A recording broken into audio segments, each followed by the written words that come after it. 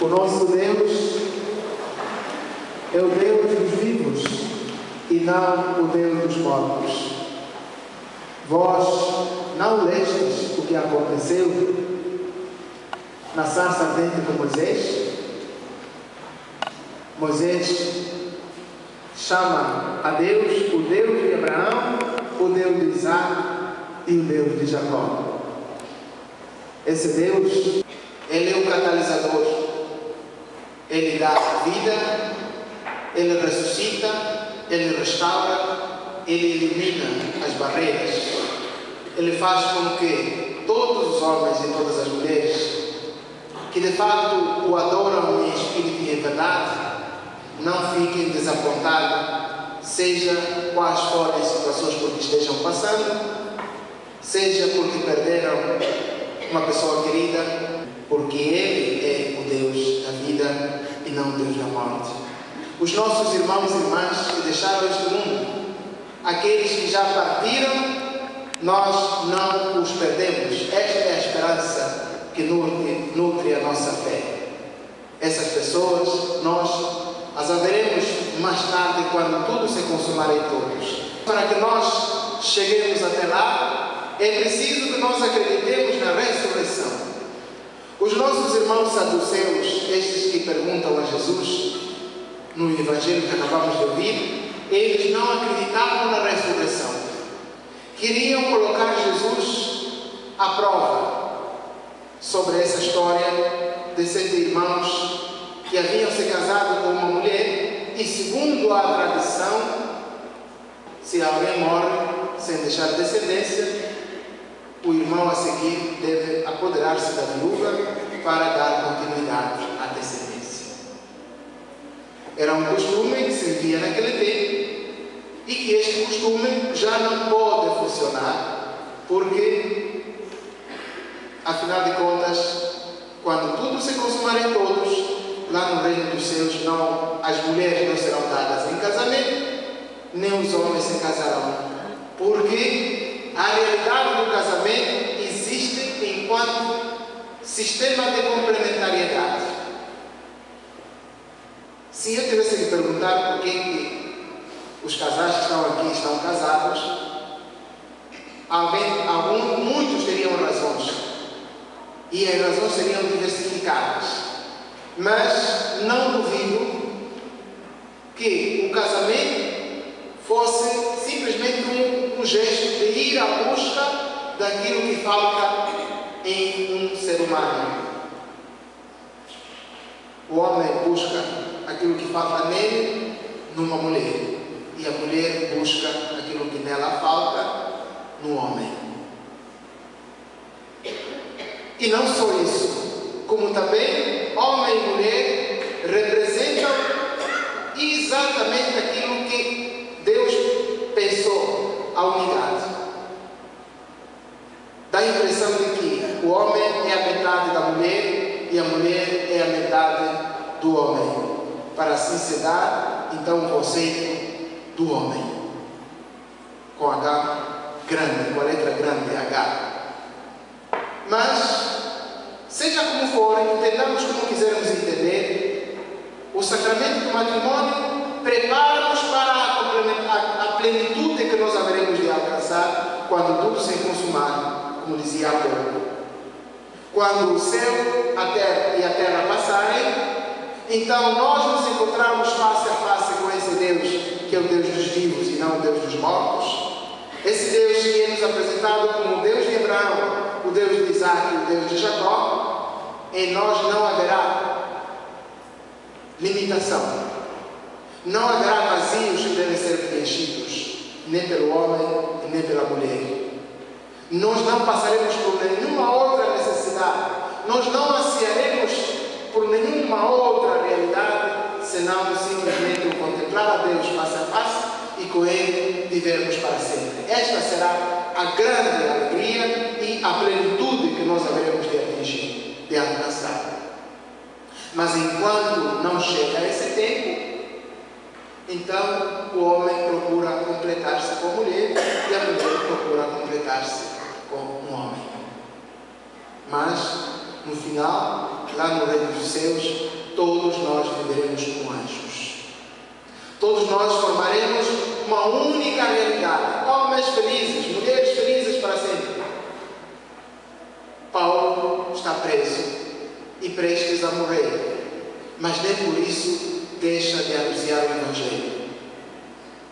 Paulo faz de todas as ocasiões momentos propícios para anunciar o Evangelho. Nós poderíamos parar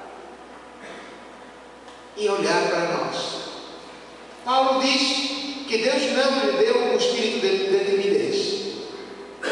Será que o espírito de timidez vem de Deus? É Deus quem concede o espírito de timidez? A Deus, de Deus nós não podemos nem devemos esperar o espírito de timidez. Vergonha não existe em Deus, porque só se tem vergonha de um crime, de uma falha, de um erro cometido. A mentira, por exemplo. A preguiça, por exemplo. O abandonar a nossa missão, por exemplo. A nossa tarefa, a vocação pela qual todos nós fomos chamados. Mas Paulo diz, não se tenha envergonhado, e ele sofre a cadeia, a prisão, com alegria do coração, porque ele sabe em quem depositou a sua confiança. E aquela pessoa em quem ele depositou a sua confiança, Jesus nos disse, é o Deus de Abraão, o Deus de Isaac e o Deus de Jacó. Poderia perguntar a você, em quem você depositou a sua confiança?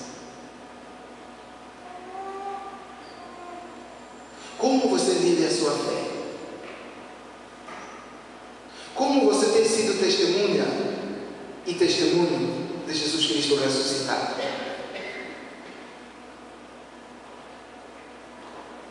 Muitas vezes nós não conseguimos ser anunciadores do Evangelho por causa de complexos. Será que no seu serviço você fala de Deus? Você anuncia o Evangelho quando você está com seus amigos? Você consegue fazer esse sinal da cruz quando você está no restaurante? Quando você está no ônibus, você consegue fazer o sinal da cruz ao entrar? Você consegue falar sobre Deus numa bagunça, numa balada, num baile da terceira idade? Eu sei que existem pessoas aqui, mamães e papás que vão ao baile da terceira idade. Existe ou não? E será que lá no baile você fala sobre Jesus? Fala? Quando você dança com seu parceiro ou com a sua parceira, não marido, não esposa, mas parceiro do baile, você fala sobre Deus? Mateus, fala sobre Deus? Você reza o terço? Os jovens vindo a mim, eles colocam o terço no pescoço, tranquilo.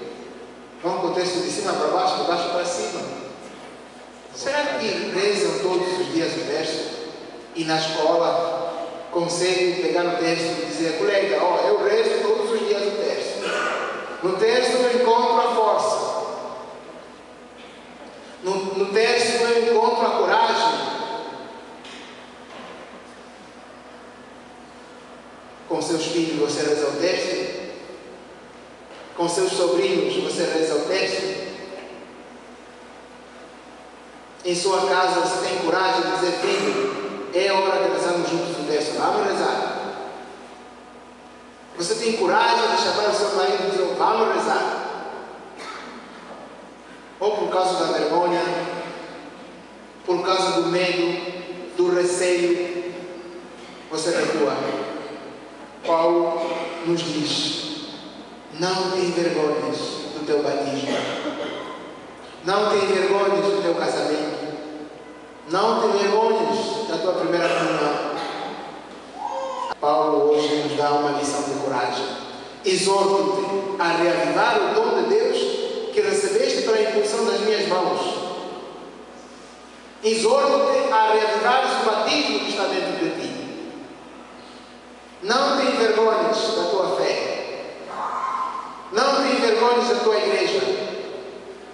Não te envergonhes dos teus padres, dos padres da tua igreja. Não te envergonhes dos casais da sua igreja. Não te envergonhes dos membros do apostolado de oração da Legião de Maria. Não te envergonhes da imagem que tens em tua casa quando vem um crente na tua casa. Muitas pessoas, quando entram um crente, um parente que é da igreja evangélica, da igreja Xexé Noé, ou Xexé não sei Pico Palino, a vontade é tapar a cara ou se esconder. Ah, essa imagem aqui, alguém de Deus, afirme-se. Eu sou católico, não troco a minha fé por outra fé. Eu sou católico, acredito na existência dos santos que estão lá no céu. Eu sou católico, não tenho vergonha de o afirmar. Eu sou católico e não tenho vergonha de dizer, rezo todos os dias o Santo Terço. Sou católico, estou ao lado do Papa. Estou em união perfeita com o Papa, com os bispos e com os padres, com os catequistas, com os casais, com os jovens, com todos aqueles que todos os domingos e festas de guarda, dobram seus joelhos e adoram a Deus em espírito e em verdade. Se tu te envergonhares desse Jesus, desse Deus, lembra-te, Jesus Cristo também se envergonhará diante de ti. Diante do Pai, Ele se envergonhará de ti. E então passarás do lado direito para o lado esquerdo. E então se realizará aquela dica. Os primeiros serão dos últimos e dos últimos serão dos primeiros. Ainda que seja necessário ser preso, ser condenado, ser caluniado, ser taxado de rotulado, de atrasado, de idólatra, de alguém que não consegue avançar, como os nossos irmãos crentes dizem, que a Igreja Católica é retrógrada, e algumas comunidades científicas também o dizem. Não te envergonhe. A expressão que deve viver, deve falar bem alto no seu coração, é esta: não troco a minha fé por outra fé, porque eu sei em quem depositei a minha confiança. Eu sei que o meu Redentor está vivo, porque Ele é o Deus de Abraão, o Deus de Isaac e o Deus de Jacó, o Deus dos vivos e não o Deus dos mortos. E Ele há de me ressuscitar quando soar a trombeta. E naquele dia, feliz será todo homem, toda mulher que for encontrado vigilante. E como disse Paulo, vamos todos nós aderir o conselho dele, esse conselho que ele dirige a Timóteo, para que sejamos fervorosos e vivamos cada dia que passa a nossa fé, não somente com palavras, mas com palavras e atos concretos. Pois todos nós fomos salvos, não pela lei, não pela palavra somente, mas fomos salvos pela graça que se derramou sobre nós através da paixão, morte e ressurreição de Jesus Cristo, nosso Senhor, que nós adoraremos amanhã. Que os nossos corações fiquem bem preparados para que Jesus, que em breve receberemos, seja de fato o caminho, a verdade e a vida que nos encoraja, caminhando em direção ao Pai, esse Pai que é o Todo-Poderoso, de quem todos nós viemos e para quem todos um dia voltaremos. Amém? Amém.